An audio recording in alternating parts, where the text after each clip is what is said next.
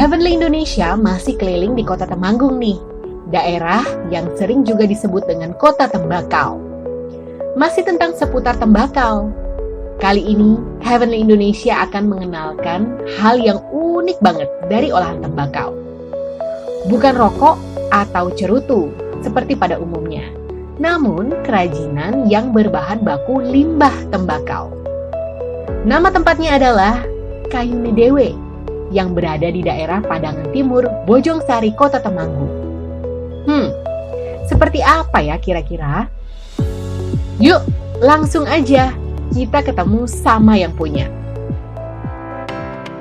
Nama saya Dewi Mulia, posisi saya owner founder Kayune Dewe. Kayune Dewe adalah keayuane dari Temanggung, jadi produk Temanggung. Usaha saya bergerak di bidang kerajinan tembakau. Selama ini saya observasi dari tahun 2017 untuk penjualan mulai di tahun 2020 November. Ketika saya membawa tamu dari luar negeri, karena sebelumnya saya adalah seorang guru, tugas saya sering manggil tamu dari luar negeri untuk mengajar di sekolahan tempat saya mengajar. Dan waktu tamu itu bertanya kepada saya untuk apa sih yang bisa dibawa, produk apa yang bisa dibawa untuk dibawa pulang, khususnya dari Temanggung ini, sebetulnya saya sangat bingung karena yang terkenal itu adalah tembakau, kopi, ya itu saja ya kan. Kebingungannya adalah nggak semua tamu itu penyuka tembakau dan juga kopi, nggak semua juga perokok. Dan setelah itu saya mikir, oh iya ya, Temanggung itu kan slogannya kan kota tembakau. Saya mikir, kota tembakau kok nggak ada museumnya ya? Kota tembakau kok nggak ada tempat untuk berkunjung ya? Apa sih yang bisa dikunjungin untuk tamu-tamu itu seperti apa? Terus saya mikir, gimana caranya saya bisa bikin produk itu dari limbah daun tembakau. Karena saya mikir, kalau tembakau kan ada musimnya. Tembakau itu ada musimnya kira-kira 3-4, 5 bulanan lah kira-kira. Tapi kalau limbah sendiri itu nggak ada musimnya. Saya bisa masuk di petani, bisa masuk di pabrik untuk mendapatkan limbah itu. Jadi dari itu saya punya value-nya seperti ini. Oh iya ya, kita bisa kasih wawasan ke petani juga. Terus meningkatkan ekonomi kreatif di Temanggung. Jadi dari situ saya bisa mendapatkan sisi seperti ini. Tuhan itu menciptakan dua sisi sekaligus. Nggak cuman buruknya aja atau positifnya aja, tapi ada dua sisi sekaligus. Ternyata saya bisa menciptakan sesuatu atau produk yang punya nilainya. Untuk dari prosesnya, saya mendapatkan limbah tersebut dari pabrik terutama yang terbesar. Saya bisa langsung datang ke pabrik dan dikirim dengan cuma-cuma. Karena itu kan limbah dan sesuatu yang tidak terpakai, yang tidak punya nilai ekonomi. Jadi saya ambil dari pabrik. Kalau memang pabrik stoknya sudah habis, baru saya ke petani. Baru saya ke desa-desa seperti itu. Untuk sebulan kira-kira saya bisa menghabiskan kira-kira 3 karung, kurang lebih 3 kintal untuk kira-kira 1000 produk. Untuk lem dan lain sebagainya itu kira-kira 500.000. Itu untuk produk yang kecil seperti match holder, terus card holder, ada lagi yang slepen, tempat tembakau seperti itu, kira-kira 3 harian. Tapi untuk yang pres-presan kira-kira seminggu, 5-7 hari. Untuk pemasaran selama ini kebanyakan itu dari luar pulau, terus luar kota, terus ada juga dari berbagai negara seperti Georgia, Malaysia, terus Sydney juga ada. Kebanyakan ya untuk pembeli itu dari online, dari Instagram dan juga dari Facebook. Dan juga kalau misalkan ada tamu itu juga kami juga offline ada setiap dari jam 10 sampai jam 5 sore. Kira-kira 10 juta sampai 15 juta. Ya. Itu waktu rame ya Mas ya. Kalau sekarang iya agak turun. Untuk interaksi jual beli seperti itu lebih banyak online. Karena mulai saya kan dari COVID, sebetulnya waktu itu karyawan saya itu masih 1. Terus tambah banyak, produksinya tambah 3. Jadi total karyawan saya ada 4. Untuk pemasukan dan income itu naik sebetulnya. Sebetulnya pemerintah itu tahu-tahu itu akhir-akhir ini. Pertama kali yang mendengar berita ini sebetulnya dari luar kota. Yang lebih gerak cepat itu dari luar kota.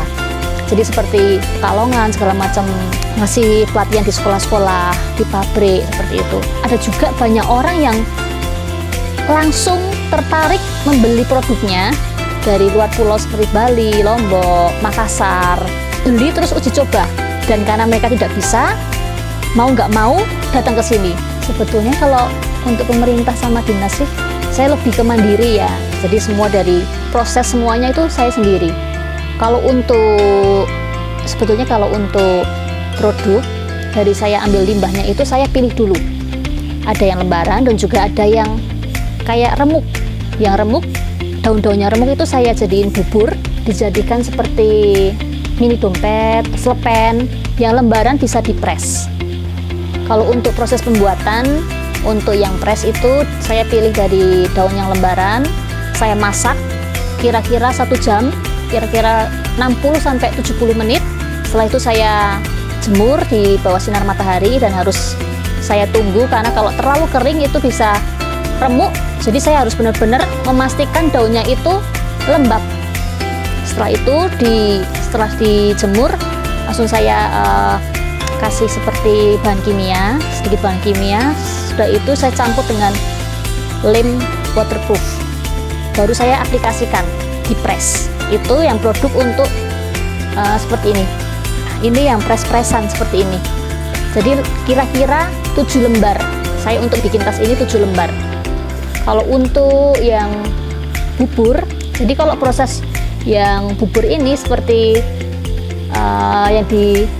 yang di sini seperti cover book, itu harus di blender dulu, langsung di blender, terus dijemur, setengah kering, di blender lagi sampai benar-benar halus.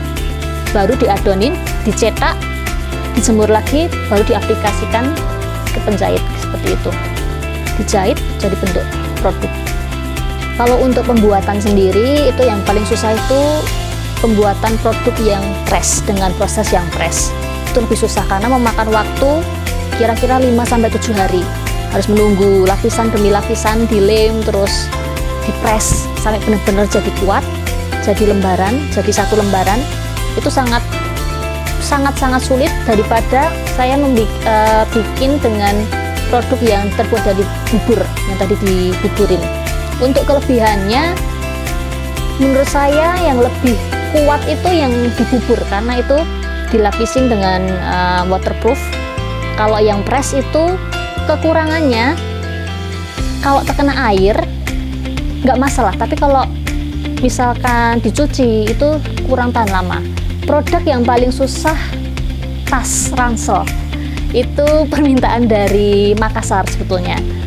Itu saya kira-kira itu bikin prosesnya kira-kira 2 mingguan. Untuk pembuatan produk saya yang paling murah itu dari kisaran 70.000 sampai 1,5 juta. Untuk saya sih visi misi ke depan saya, kenapa sih saya bikin kerajinan dari limbah daun tembakau? Tujuan saya sih untuk meningkatkan ekonomi kreatif di Temanggung. Saya mau memberi wawasan untuk petani-petani di Temanggung, karena nggak cuman musiman aja kita bisa mendapatkan uang, tapi saya bisa kasih edukasi ke ibu-ibu petani atau bapak-bapak petani untuk bisa mengolah limbah yang tidak berguna jadi berguna, punya nilai jual seperti itu.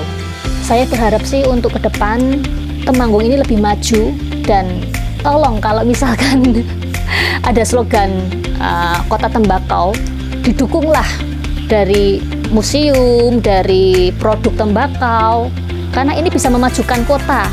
Harapan saya sangat simpel karena orang yang tidak paham cara mengatasi limbah, wah ini limbah ini mau digimanain ya, limbah tembakau ya, orang tanya cuma dibuang atau dibakar, tapi dengan cara dibuat mereka punya nilai tambah, bisa dijual seperti itu.